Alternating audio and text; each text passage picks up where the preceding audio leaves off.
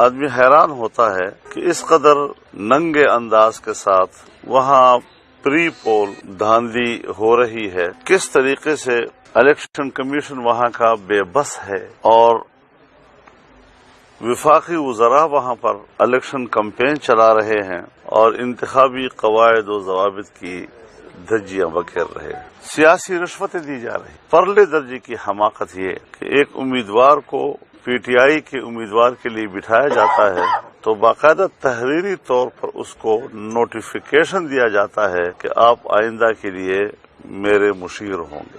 یہ کیا کون سی عقل کی بات ہے؟ اب برملا کیا جا رہا ہے، دن دہاڑے ڈاکہ ہے یہ عوام کے رائے پر اور عوام کے ووٹ کے اوپر۔ جی تو اس قسم کی حد درجے کی ایک دھاندلی جو ووٹ ڈالنے سے پہلے کی جا رہی ہے اور کس طرح الیکشن کے نتائج اس سے پہلے مرتب کیے جا رہے ہیں، اس وقت حقیقت یہ ہے کہ عوام کا امتحان ہے کہ کس طرح عوام ان حربوں کو شکست دیتے۔ امتحان ہے اس وقت الیکشن کمیشن کا، امتحان ہے اس وقت خفیہ ایجنسیوں کا جو عام طور پر اس کے لیے مشہور ہیں کہ وہ الیکشن کو مینیپولیٹ کر۔ تو اس وقت آلریڈی ہمارے خفیہ ایجنسیوں کا امیج خراب ہو چکا ہے۔ 2018 کے الیکشن کا دھبا ابھی تک وہ دھو نہیں سکے ہیں اور اب ان کی آنکھوں کے سامنے سب کچھ ہو رہا ہے۔ اس قسم کی باتیں وہاں کرنا، جلسوں میں کرنا، تو یہ عام آدمی کے ووٹ کے ساتھ مذاق ہے۔ لیکن انشاءاللہ العزیز ہمیں وہاں کے عوام پر اعتماد ہے کہ وہ دیکھیں گے اس کو۔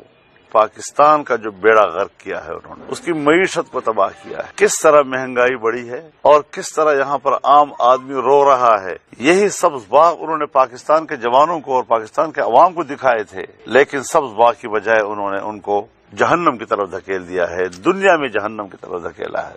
ایسی صورتحال میں وہاں کے باشعور عوام سوچیں کہ یہ وقت ان لوگوں پر اعتماد کرنے کا کبھی نہیں۔ تو اس حوالے سے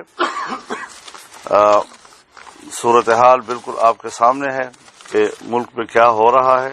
جعلی سروے شائع کی جا رہی ہیں تاکہ لوگوں کا ذہن پہلے سے اس کے لیے تیار کیا جائے۔ بین الاقوامی سطح پر کشمیر پر جو پاکستان کا ریاستی موقف 72 سال تک رہا ہے، اس کی اپنی جگہ پر ایک اہمیت ہے۔ ہم جتنے مراعات دے سکیں گلگت بلتستان کے لوگوں کو، ہم جتنے مراعات دے سکیں کشمیر کے لوگوں کو، وہاں کے آدمی کی زندگی کو خوشحال بنانے کے لیے ہم اس کے علمبردار ہیں، لیکن مسئلہ کشمیر جو پاکستان کا ایک ریاستی اور اصولی موقف ہے، اس پہلو کو بھی مد نظر رکھنا چاہیے اور اس پر کسی قوم کو گمراہ کرنے کی ضرورت نہیں۔ آپ یہ بھی جانتے ہیں کہ ایک طرف بہت زیادہ انتظامی صلاحیتوں کے دعوے کیے جا رہے ہیں، ایک طرف خود کہتا ہے، یعنی جب بھی کوئی بات کرتا ہے، میں نے ہمیشہ ایک بات کہی ہے کہ وہ کوئی نہ کوئی بونگی مار لیتے ہیں کہ جی میں نے ایک پلاٹ کا قبضہ لینا تھا، میرے بہنوئی کے پلاٹ کا قبضہ تھا، تو میں نے کافی پولیس افسران کو کہا کہ یہ قبضہ چھڑواؤ، لیکن کوئی نہیں چھڑوا سکتا، فلانے کو میں نے ایس ایس پی وہاں بنایا جی۔ اب اگر انتظامی آفیسر اس لیے لائے جاتے ہیں کہ وہ ان کے پلاٹ جو ہیں وہ ان کے قبضے دلوائیں اس کو، جی اس سے آپ اندازہ لگائیں کہ یہ کس قدر انتظامی صلاحیتوں کے مالک لوگ ہیں۔ تو دھاندلی کی پیداوار ان کو ایک موقع مل گیا ہے کہ اس موقع میں جتنے بھی دن ان کو ملتے ہیں وہ ملک کو کھائیں، وہ اس میں ملک کے امیج کو خراب کریں، ملک کی معیشت کو تباہ کریں۔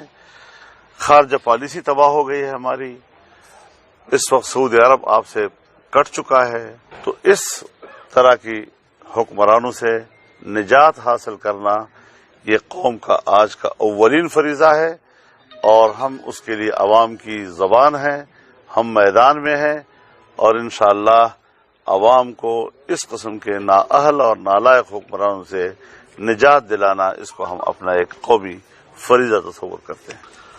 دیکھیے، سب سے اول بات تو یہ ہے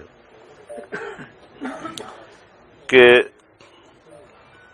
الفاظ کی تعبیر ہے،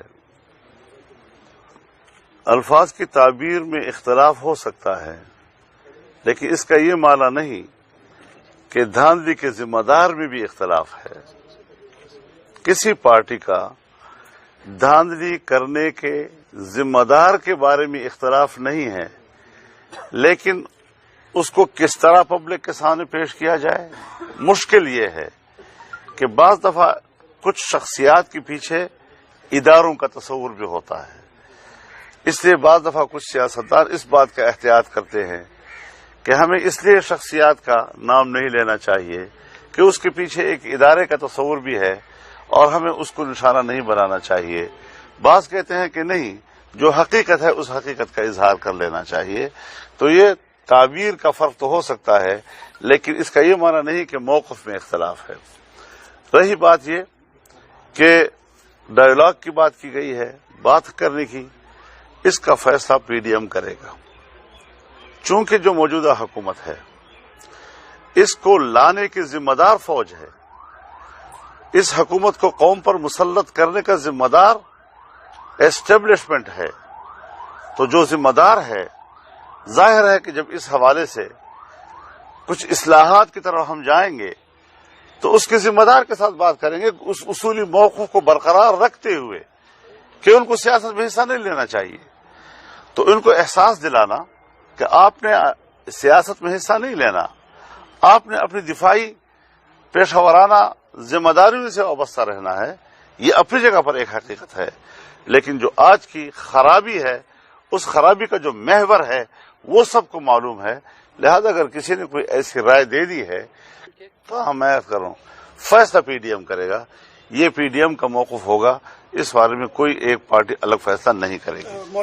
یعنی آپ خود اندازہ لگائیں کہ جو عمران خان اپنی تقریر کا لب و لہجہ تبدیل نہیں کر سکا اور وزیر اعظم کے عہدے پر بیٹھنے سے پہلے اور آج اس کے لب و لہجے میں کوئی تبدیلی نہیں آئی، وہ ملک میں کیا تبدیلی لائے گا؟ ہمارے جلسے برقرار ہیں، وہ ہوں گے.